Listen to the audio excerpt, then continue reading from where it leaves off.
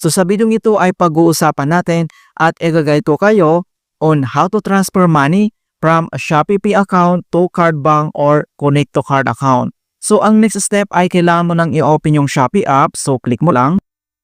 And then, dito naman sa baba ay kailangan mo lang itap dito yung Meetup profile na makikita dito sa bottom right corner. I-click mo lang. And then dito lang sa ating Shopee homepage profile. And dito lang sa My Wallet ay kailangan mo lang i-select dito yung Shopee Pay.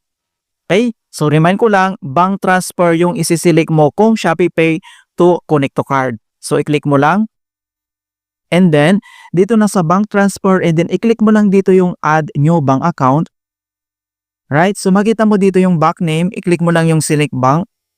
And then hanapin mo lang dito yung card bank mga kaibigan. And then i-select mo lang dito yung card bank.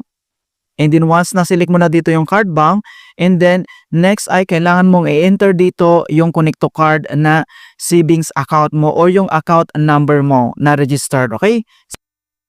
Okay, so once nilagay mo na dito yung account number mo, so double check mo lang kung tama lahat yung in-enter mo na account number. So 16 digit po yan. And then dito naman sa full name ay kailangan mong i-enter dito yung registered na full name mo sa Connect to Card account mo. So lagay lang tayo. Okay, so once nilagay mo na dito yung full name, so lang sa baba ay tap mo lang dito yung next. And then, dito na tayo sa bank transfer. And then, dito naman ay kailangan mo mag-enter dito kung magkano yung amount na ita-transfer mo. So, lagay lang tayo. And then, dito naman sa right corner ay click mo lang dito yung done. Then, ito naman mga kaibigan, from Shopee Pay to other e-wallets or to other banks ay mayroon po ditong transaction fee na 15 pesos. So, may bayad po talaga. And then, dito naman sa bottom right corner, makita mo dito yung next. So, itap mo lang. And then, confirm transactions. And then, dito naman sa baba ay kailangan mo lang itap dito yung send money now.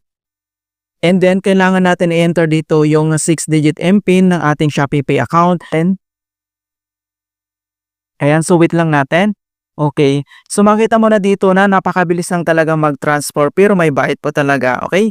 So makita mo dito na successful na yung ating transfer from dito sa Shopee Pay to ating Connect to Card account.